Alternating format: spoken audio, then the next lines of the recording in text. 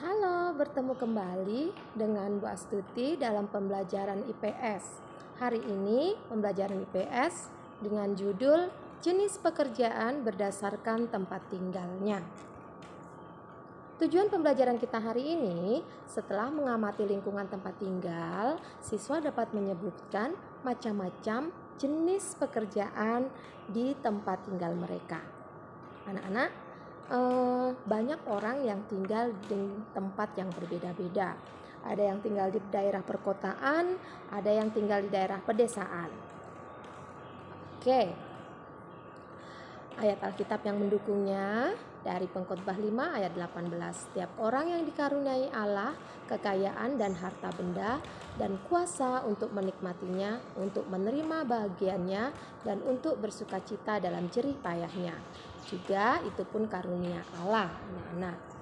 Oke, daerah tempat tinggal di perkotaan. Ciri-ciri wilayah perkotaan, anak-anak ya, kalau kita tinggal di daerah perkotaan itu ditandai dengan fasilitas yang memadai. Di daerah perkotaan itu banyak sekali fasilitas yang sangat memadai. Fasilitas umum, misalnya banyak terdapat sekolah, banyak terdapat rumah sakit, banyak terdapat perkantoran ya dan lain sebagainya. Kemudian karena banyak fasilitas-fasilitas umum itu, maka akan menyebabkan munculnya berbagai jenis pekerjaan. Ya, karena di perkotaan juga merupakan daerah industri, maka masyarakat yang tinggal di daerah perkotaan itu banyak yang bekerja sebagai karyawan, mungkin juga sebagai manajer suatu pabrik ya, suatu perusahaan, atau misalnya satpam, guru, kemudian ada yang bekerja sebagai polisi, pilot ya, pengacara, dokter, suster dan lain sebagainya. Banyak sekali jenis pekerjaan, macam-macam pekerjaan yang ada di daerah perkotaan. Kemudian salah satu ciri lagi masyarakat yang tinggal di perkotaan adalah masyarakatnya bersifat heterogen atau berasal dari berbagai suku yang ada di, mungkin suku-suku yang ada di Indonesia bisa mengumpul di satu kota ya, beberapa suku yang berdomisili di kota besar. Contoh di Jakarta itu mungkin masyarakatnya yang hidup di kota Jakarta itu tidak lagi terdiri dari satu suku saja, tapi berbagai suku yang ada di Indonesia ada di Jakarta. Gitu anak-anak. Itu maksud dari masyarakatnya atau jenis-jenis dari orang yang tinggal di kota.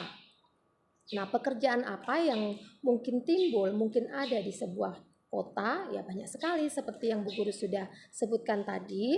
Bisa saja pengacara, kemudian polisi, kemudian dokter, suster, tentara, mungkin ada juga guru, dosen, satpam ya.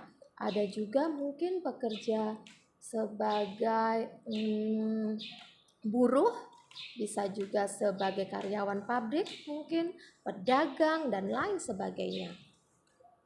Nah, yang kedua, di daerah pedesaan, orang-orang yang tinggal di pedesaan, ya, ciri-ciri pedesaan itu sumber daya alamnya sangat melimpah dan pekerjaannya sangat tergantung pada sumber daya yang ada di daerah desa tersebut.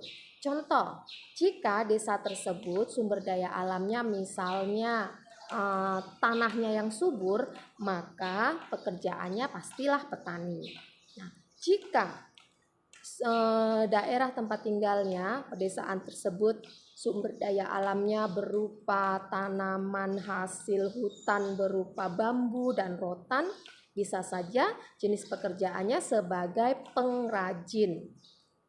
Atau misalnya pedesaan itu berada di pesisir pantai, maka masyarakatnya pastilah memiliki pekerjaan sebagai nelayan atau petani garam atau pengrajin dari kulit kerang dan lain sebagainya.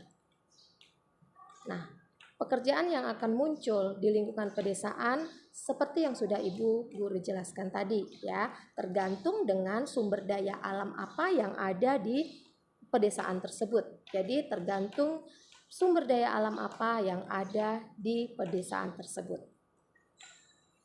Dan kesimpulannya anak-anak, daerah tempat tinggal sangat mempengaruhi pekerjaan masyarakat yang tinggal di dalamnya.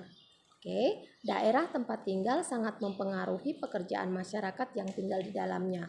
Artinya, sumber daya alam di suatu tempat, di daerah di mana orang itu tinggal, maka sangat mempengaruhi jenis pekerjaan apa yang akan mereka lakukan di tempat tinggalnya tersebut. Kemudian pekerjaan yang berada di pedesaan memerlukan banyak tenaga fisik dan keterampilan.